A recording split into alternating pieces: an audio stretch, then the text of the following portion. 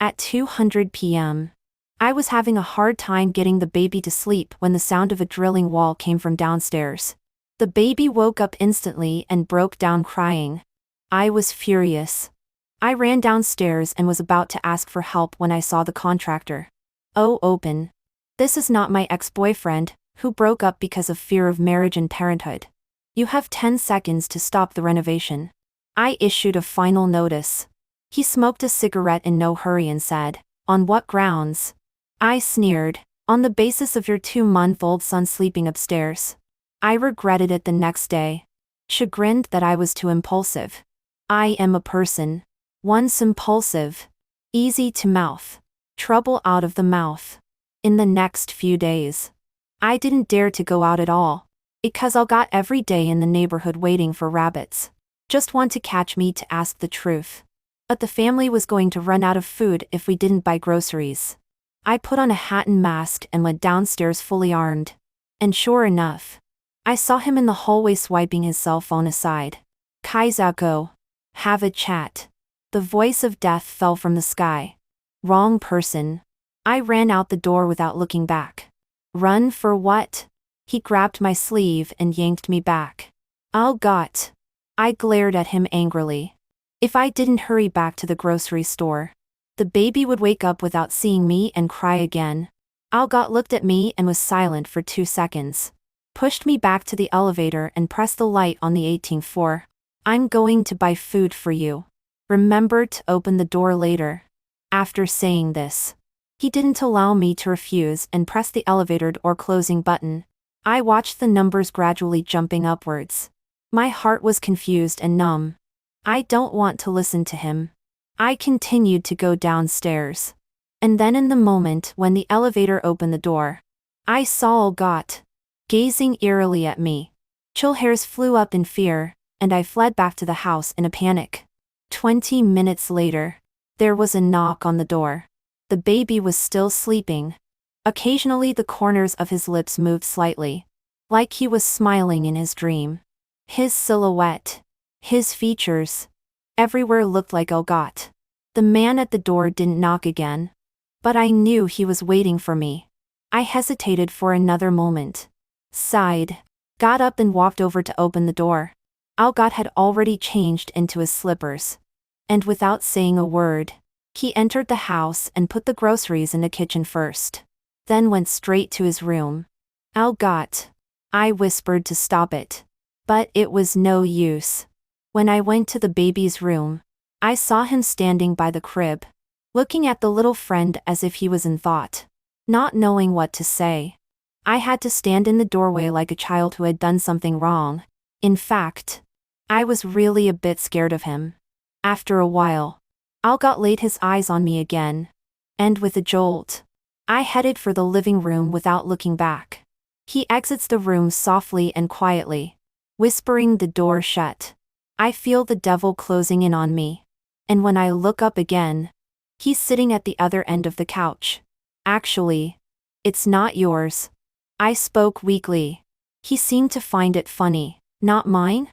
Then it's my long-lost brother's?"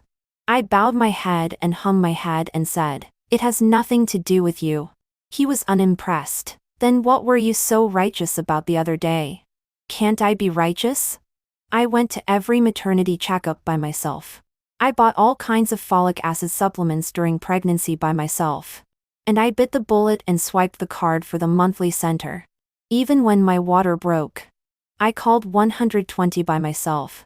Thinking of this, I am a little angry up. Just want to talk to him some theory. I did not expect the words did not say. Choked a little. Two failed. I bowed my head in chagrin and said, "So what do you want?" It's not like he likes skids. He's not going to steal little Stavros from me. I saw his fists clench and unclench, and my apprehension grew. It's not like he's going to hold back a big move. Is it?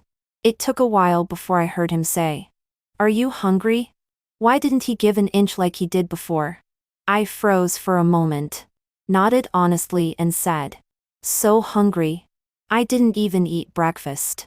I was too busy changing diapers, feeding, and playing with him."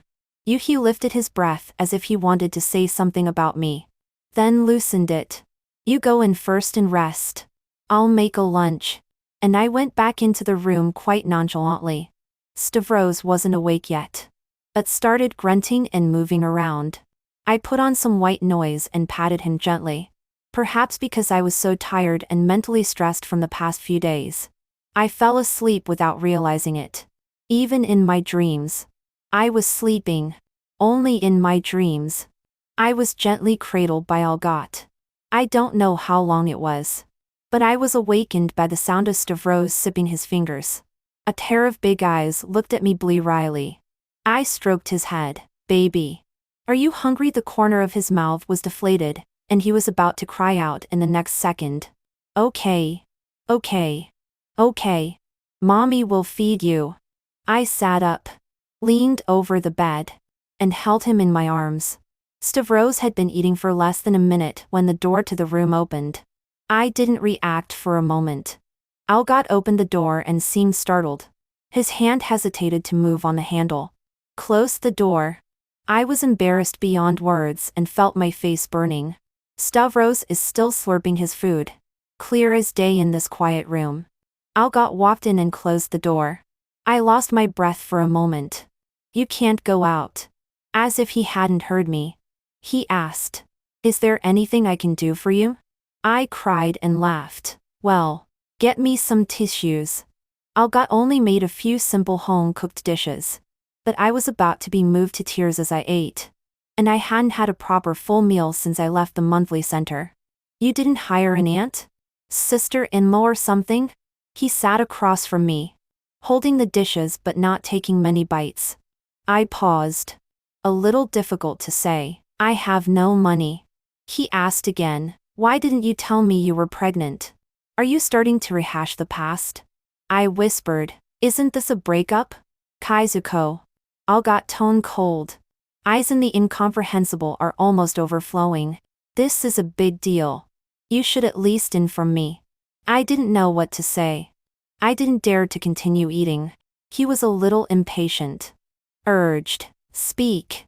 I don't know what to say. I replied. Cannot pursue it.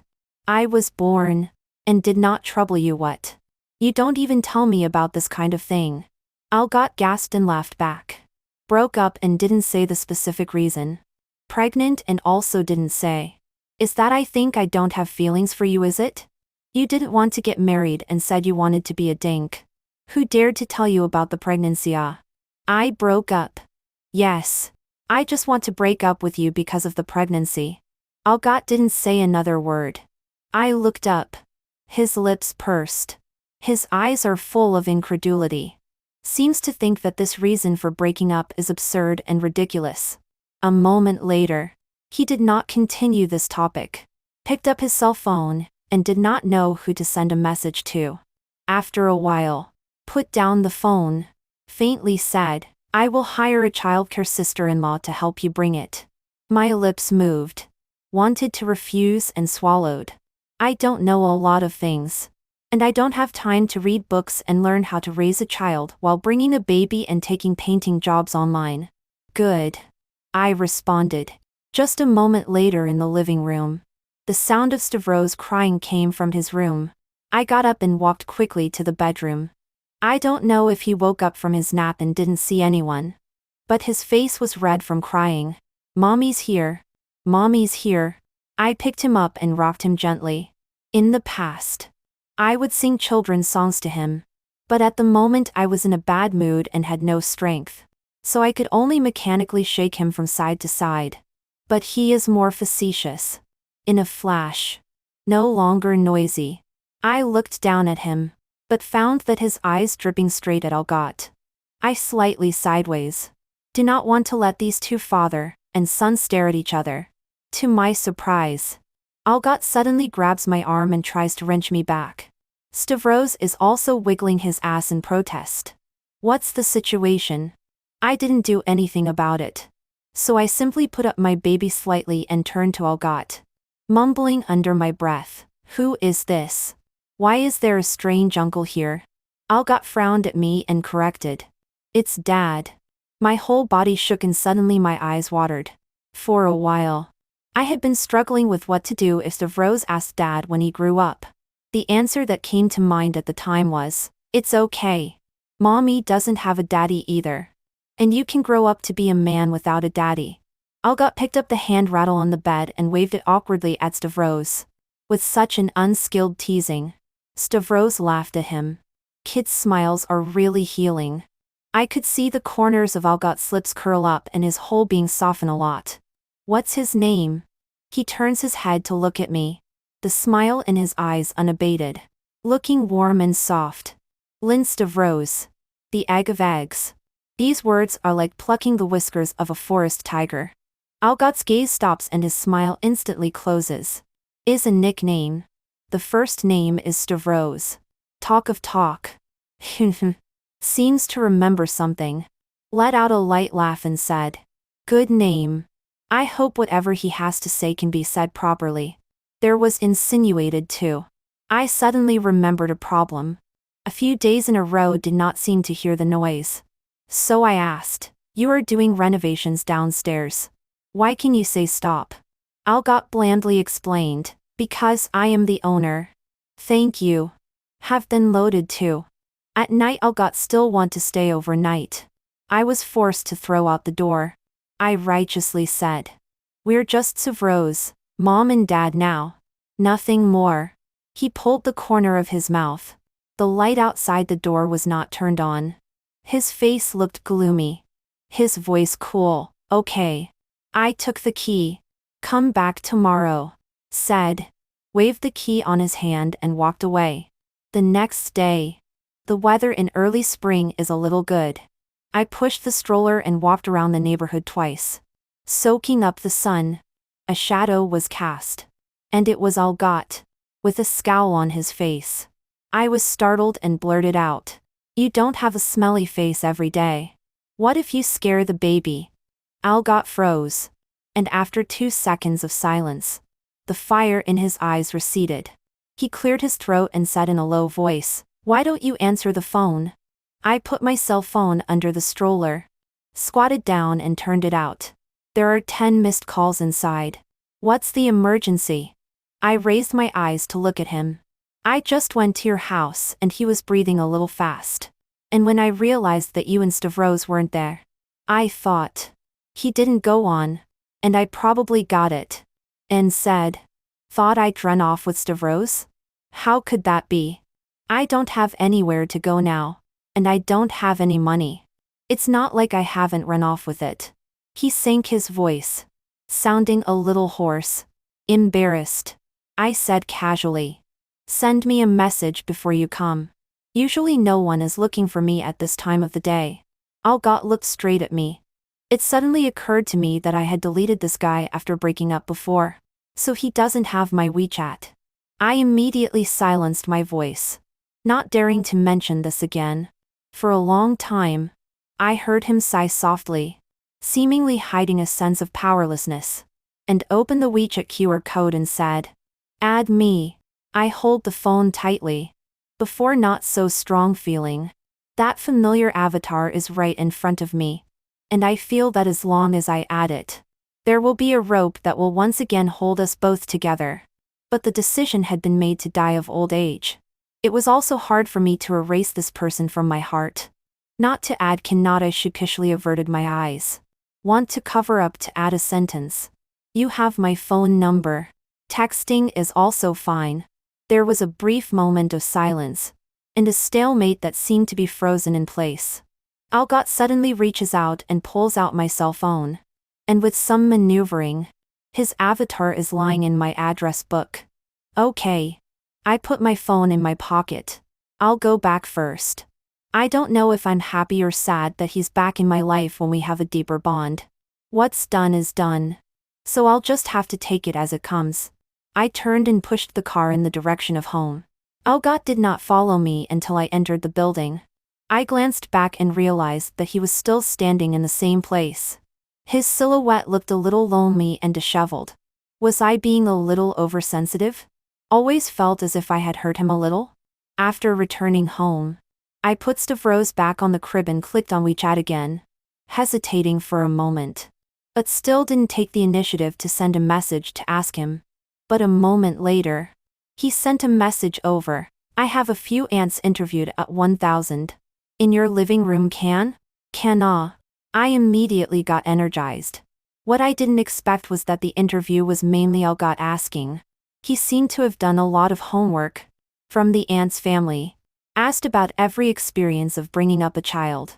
But also asked about eczema, foamy poop, these common problems of newborns. And even asked about some of the concept of early education. I listened to the whole thing. Finally finished.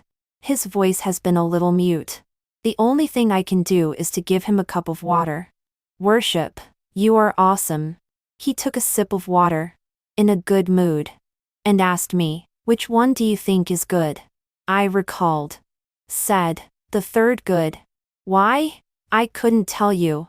I answered in a confused way, the face is good.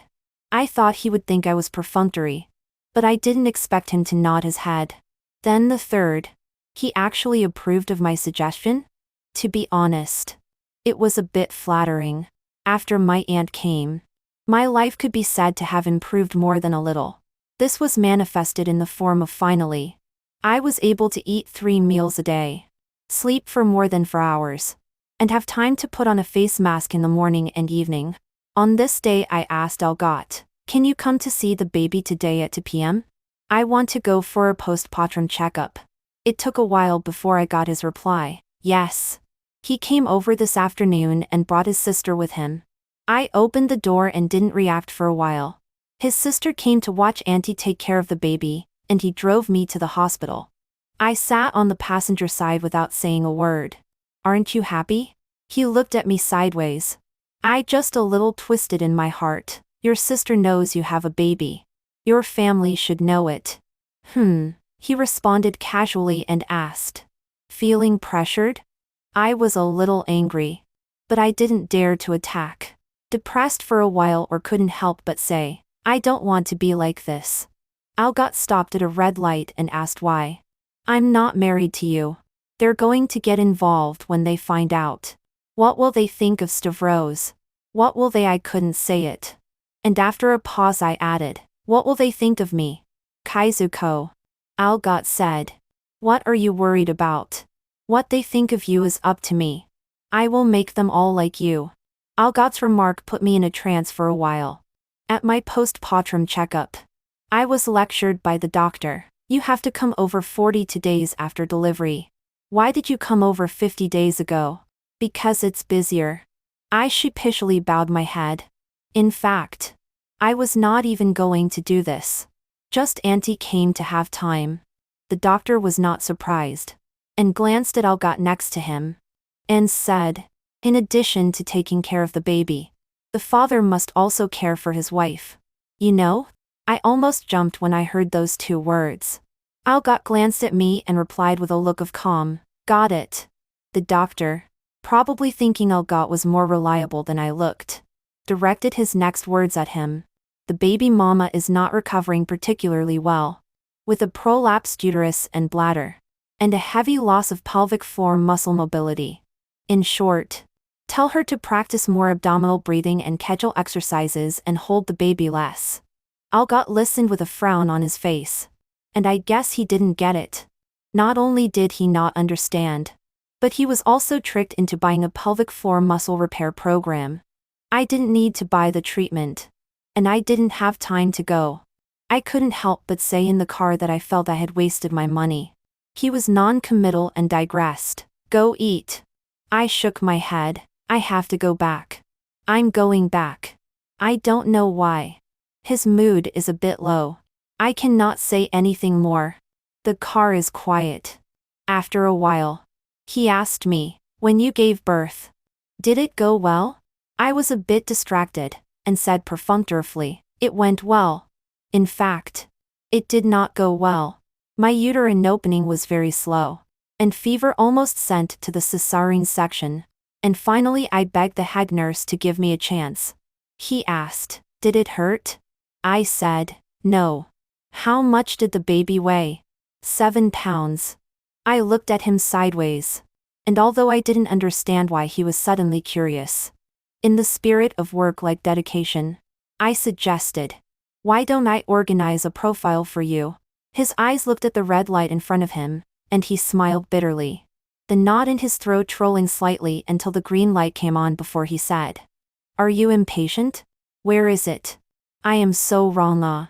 All said to organize materials for him. Really say more wrong. The next all the way I did not take the initiative to speak. He asked a sentence, I answered a sentence.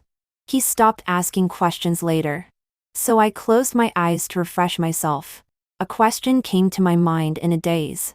What is he going to do with all this knowledge? It's not like he's trying to steal my son from me, is it? As soon as the thought surfaced, I immediately opened my eyes and raised my guard. The more I thought about it, the more wrong he was. He had arranged for another aunt. He had let his family know about Stavros' existence. And he had asked about Stavros in every detail. Maybe even tested Stavros' DNA behind the scenes. I was so heartbroken that I even let him take the house keys and almost lead the wolf into the house. The car is already in the basement of the neighborhood. And the thought that Stavros might be taken from me is killing me. Algot, you give me back my house keys.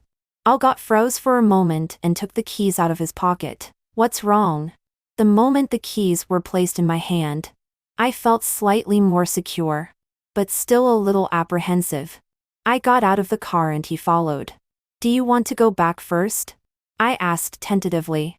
He looked at me with a fixed gaze. His chin tilted slightly. Go up together. No need. I stammered, thinking how to not let him suspect. After all, I have seen through his intentions. He told me patiently, I'm going up to have a look at Stavros. And alarm bells went off inside me. Someone who doesn't like children, suddenly acting so attentive, obviously trying to get in front of the baby. Someone so impatient, suddenly explaining everything to me, obviously to get me to drop my guard and then surprise me. I really didn't expect him to be this kind of person. I misjudged him. You go back. I stood still. He had taken 2 steps towards the gate, and turned his head to look at me. His lips pursed tight. Why? I shook my head. The same thing, you go back. Algot's shoulders slumped slightly. His jaw tightened. And without finally saying a word, he turned and got into his car. I watched as his car drove away, and disappeared into the exit before the heaving in my chest calmed a little. Algot didn't show up for the next few days. I went into the kitchen one day to throw out the trash and heard my aunt on the phone, seemingly talking about the baby. So I stood in the corner and listened. He doesn't sleep very soundly at night. And yesterday, he cried while sleeping. No, it's been raining for the past few days and it's been cooler. And Stavros is still sleeping quite well. I made lotus root and rib soup like you said. And I don't seem to have eaten much. Huh? Is that about me? Is Algot concerned about me? Dinner was a sweet and sour pork. And I stared at the familiar reddish-brown color and white sesame seeds for a while and called Algot. The other side answered in seconds, but didn't say anything. I hesitated for a second and asked, where? The breathing on the other side was shallow and delayed. I sighed slightly and said, come up. I was brought up by my grandmother, so I've only seen my parents in photos. When I went to college, Grandma left too. Since then, no one has ever cared about me. When I was a junior in college, I volunteered in the West and met Algot. He drove an SUV and wore Martin boots. He was dusty but full of energy. And even when his car broke down, he was not in the least bit anxious. He didn't seem to have been beaten up by society. I'm not even interested in knowing his name. Just one after another. I heard people around me mention that he was an interior designer and amateur photographer. He took some photos for us and sent them to us. One of the group members asked, why didn't he take pictures of our little beauty Jingyu? He replied below, send it to her privately. Then, I saw that he applied to add me as a friend. I didn't click yes. And replied in the group, no need. I really do not need. But the following people said I do not give face. And some people asked me if I was angry. So that's how it can be understood. I added him on WeChat later. Being a volunteer is very hard. Material scarcity. Once the kitchen was left with only bitter melon, the only vegetable I don't eat. That day I ate only a little bit of white rice. And at night I was so hungry I couldn't sleep and was staring at the yard. A bowl of lotus root and rib soup was put in front of me. Algot had dug up the ingredients from nowhere.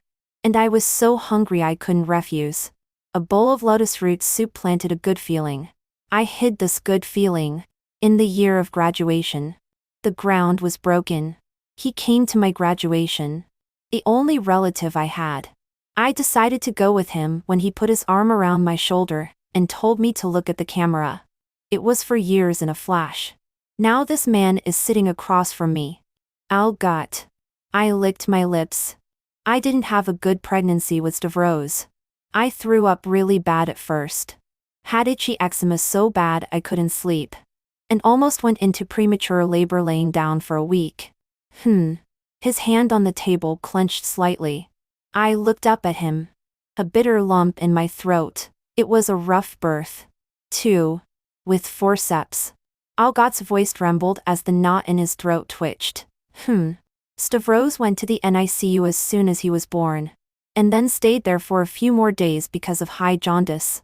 I don't want to remember that time when my heart was torn out, and I was in tears every day. What are you trying to say? Algot asked in a muffled voice. So I opened my mouth and was about to say. But my eyes were wet. My throat couldn't produce a word. I calmed down my tense emotions and finally said what I wanted to say word for word. For the sake of all the suffering I've been through. Can you not steal Stavros from me? Algot's pupils quake. He looked at me with a surprised face. As if he had heard some kind of big joke. I don't know what you're trying to do lately. My body trembles slightly. Algot's expression makes me feel as if I've done something wrong. And panicked. I add. You look like you want Stavros a lot. And you said before that you don't like children. We don't have a name. You come over here a lot. I'm sure I'll think about it more the more I say it. The less breath I have. Algot gas laughed. I also want to have a name. But some people even add a weech, at is like being forced by me. To the downstairs also do not allow me to go up to see the baby. How do I dare to ask for too much? What do you mean by that? You mean you want to be with me? I didn't quite get it. What do you say? His eyes stared straight at me. I shook my head. No. Your non-marriage is tea. I'd love to get married. I told him I didn't want to get married yet. And you put such a big hat on me. He seemed to be trying his best to restrain his emotions from expanding outward and didn't say anything harsh. So you want to get married because you have a baby? I asked seriously. There was no conversation about getting back together that night. But Algot moved into my house the next day. On the grounds that he couldn't move in without his place being renovated. I specifically asked him to record a voiceover as proof that he couldn't take the Stavros. He was so angry and amused that I was so distrustful of him. I said, then don't move in yet. Algot said, I'll record it. And you'll feel safe if I do. With that reassurance, I felt comfortable letting him go play with Stavros. He wasn't quite brave enough to hold Stavros. One night when I went to the living room for a glass of water, I saw him practicing with a doll and couldn't help but smile. It's worth it to see you smile. He put the doll down and turned to pick me up. It's okay to practice like this. After saying that, he carried me back to the room. That day I came home from my pelvic floor repair. And just as I opened the door, I heard Stavros' heartbreaking cries. Which startled me. What's going on? I asked my aunt. Auntie rocked Stavros back and forth in her arms to soothe him and glanced at Algot without saying a word. I glared at Algot and reached for Stavros. Patting and rocking him. You'd better give me an explanation. I just put Stavros down for a nap and went to the bathroom and came back and he was crying like this. Algot's eyes were averted. I don't believe it. Stavros looked scared. Well. Algot scratched his head. And on a whim, I put his little dinosaur toy where I was laying. And he woke up. Probably scared. I was speechless. And I put the Coke Stavros on top of him and said, "You'll have to explain that to him." Algot had a teary look on his face, looked at me, and then told Stavros, "Daddy was wrong. Daddy went to the bathroom. He didn't turn into a dinosaur." He kept shouting his grievances, with a slight hint of bitterness in his voice. "Sissy."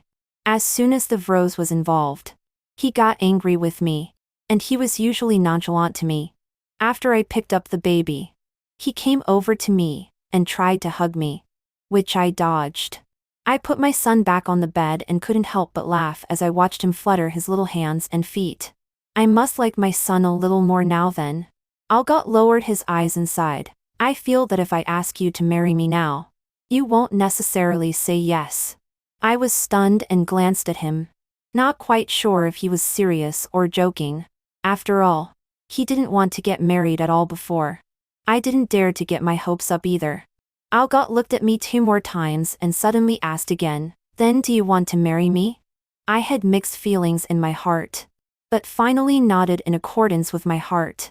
His tense mood relaxed a little. After a while, he asked, "Are you marrying me because of Stavros? Or because you like me?" I froze, not knowing how to answer for a moment. There was the sound of children's songs in the room, the sound of Stavros umming and awing. I couldn't hear my inner answer. "Never mind." Algot spoke again. "Even for Stavros." I was content. As soon as the words were spoken, and the song finished its last note, Stavros seemed to sense it, and without saying a word his eyes darted at Algot. The room was suddenly quiet. I stared at him in disbelief that he could say something so compromising. Algot, I knew very well that in this moment my heart was visibly touched. It wasn't that I hadn't thought of him during the almost year of separation, the initial pregnancy sickness, the blackouts. The thought of him made my heart ache as if it were cracked open in a small gash, filled with the sour water of aggravation. Then every time I went to the maternity check, there was always a nurse asking why Mr. did not come. If you go alone more often, you will understand. But when you see other pregnant moms waiting in pairs, you feel unbalanced. And then there was the birth. Because there were no family members, signing all the signatures by myself. At that moment, I suddenly felt that there was nothing that I couldn't handle on my own. You don't need that person. It wasn't until later encounters that the fondness seemed to have been smoothed out. Or rather, had been wrapped up in a grave and buried in the dirt, never to see the light of day again. Before I knew it, Stavros was 3 months old, and Algot started moving toys to my house more often. The sound and lights and hammer, the catch-up ball, the exercise blanket not to mention. Stavros loves it. Especially the exercise blanket, which he flops around and makes woo-woo-woo noises when he gets on it. He seemed to be deliberately trying to impress Stavros, and kept chatting with him. "Why do you like kicking the piano so much? You're composing, aren't you?" I laughed. "You've never seen him lose his temper when he's tired of kicking. That's when he can't compose. He's brewing." He gripped Stavros's little foot tightly and touched it to his face. "Why don't you just go write paragraphs?" I looked at Stavros for a while longer. Noticed Algot's gaze on me. Couldn't help but raise my eyes and meet his. Gazes collided, and his eyes went deep. I had a feeling what was going to happen next, only to see him take a step forward, hook the back of my head, and lower his head for a kiss. Caught off guard. "What are you doing?" You smiled so sweetly and wanted to kiss. He took a deep breath and asked, "What is our relationship now? Shouldn't I be the one asking you?" I didn't have the heart to answer. "I've already kissed you. Why ask what relationship? You don't pretend to be shy. We have children." Deep City has been under a red alert for heavy rainfall in recent days. He was happy to bring up his home office and took pictures of Stavros after work. I accidentally saw his friend circle. "Oh my god. It's so cute. Send me the original picture." I loved it so much I couldn't take my eyes off it. He threw his cell phone to me and said, "Send it yourself." I flipped through his WeChat, I was about to send it to myself when my hand accidentally slid upwards, then I saw a couple of red exclamation marks. I froze and glanced at Algot, seeing that he was still concentrating on his work. Before I secretly and carefully slid up a few more times. The red dots appeared the day we broke up. I deleted his WeChat that day. Kaizuko. I can't believe you deleted me. Pick up the phone. I didn't send it for a while afterward. Oh, you really didn't add me back. I was wrong. Isn't it too late to say anything? 3 months after the breakup. If you don't show up, I'm going to forget about you. Don't regret it. 4 months after the breakup. So, it's me who can't forget. Sissy. Give me another chance? 5 months after the breakup. Eat well. Sleep well. If you don't like me minding you, I'll leave it at that. 6 months after the breakup. I bought the downstairs of your house. If I make my home the way you like it, will you want to be with me again? 7 months after the breakup. Kaizuko. Are you with a new boyfriend? Why is it that when I ask Kaizuko how you're doing, she looks like she wants to talk? I can't stand it anymore. I'm going to find you. 8 months after the breakup. You moved out? How come I've never seen you come and go? 9 months after the breakup. Hey, I'm going to start renovating. Are you living up there or not? Can I still wait for the miracle of you suddenly adding me? It seems can't wait. Algot after reading it. I didn't know what to say at once. And a million emotions came to my mind. So you have been contacting me, ah? He froze for a moment and immediately responded, ah. This seems so. I was a little heartbroken. Raised my hand and wiped my eyes to keep the tears from flowing down. I'm sorry. At that time I was really too messed up. Thinking that you don't like kids made me want to separate. He came over, touched my head, and laughed. What to apologize for? In fact, I didn't think you liked me much before. I honestly said. He listened to a black face. Say something that can be heard. Well, now feel it. Then how to say? Little Cecilia give another chance? Outside the house. Heavy rain rustling. In turn masked the city's traffic noise. His voice was as low as a cello. Tugging at the heartstring. It's okay. I heard myself say. Extra 1, marriage license. Algot. Well aware that he'd missed out on too many Stavros growing up before. Volunteered to take care of the baby as soon as he could. This was demonstrated when Kaizuko asked. Do you want anything for Father's Day? Algot said. Just let me take the baby for a day. Kaizuko nodded and said, I'll give you 2. Saturday and Sunday you take. Algot accepted in a happy mood. Not only because he could play with the Stavros, but now that he was talking more and more casually, he seemed to really relax. He was relieved. In the evening of Father's Day, Algot pushes Stavros around the neighborhood as summer approaches and it gets darker and darker. The square dance in the neighborhood was already on. Perhaps because of the loud music. Stavros was restless in the stroller, squirming and grunting. Algot pushes the stroller aside, picks Stavros up, and thinks about heading out of the neighborhood for a stroll. The moment he was about to cross the gate, he heard a loud bang behind him. Wait! It was loud and dairy in the middle. He was shaken and looked back. He saw a black and red figure ashing in front of him, panting and blocking the gate. It was the square dancing ant. What are you? He shielded Stavros in his arms. Give me the child. Auntie crosses her arms and looks serious. Algot, bewildered, asks, why should I give you my son? Auntie says, if you don't give it to me, I'll call the police. Algot is baffled. Auntie, this will be a little smoother. Look at Algot instrumental appearance. Cannot help but educate. Young man. You are a talented person. Do not steal children well. This is my neighbor's baby. Algot then realized. Crying and laughing. Well, you are talking about Kaizuko. She is my wife. Auntie looked at him suspiciously and reached out. Where is the marriage license? Auntie looked at him suspiciously and reached out. Where is the marriage certificate?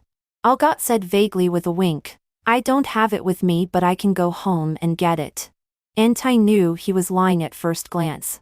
And with a grunt from her nose, she said, there are always photos on the cell phone. Aren't there? This was going to be a defeat for Algot. Until Izuko came over to explain and diffuse the conflict. He'd been counted out by his aunt because he'd been absent for too long earlier. The original cozy Father's Day had a bad ending. And at night, the more Algot thought about it, the harder it got.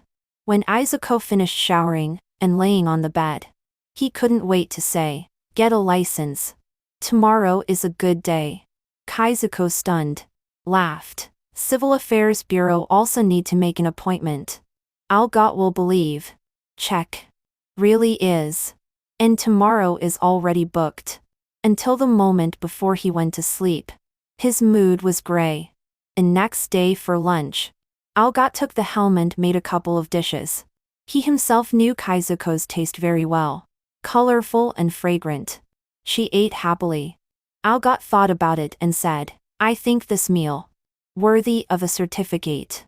What kind of certificate? Kaizuko asked seriously. Algot coughed dryly and said, marriage license. Kaizuko, speechless for a moment, said, I think you are bewildered. Extra 2, don't want you to leave. Stavros, 100th day is coming up. And the monthly center sends a door-to-door photography. Algot, no. Inside 10. 0, not happy. Persuaded. There is a professional photographer here. You still find someone else to shoot. Kaizuko wanted to do it. And bought some 100-day props for the sofa next to the floor-to-ceiling window.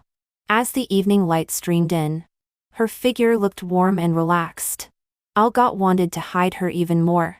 And he continued to persuade. What about the epidemic now? It is not safe to go to the door. And their tools are not always sterilized.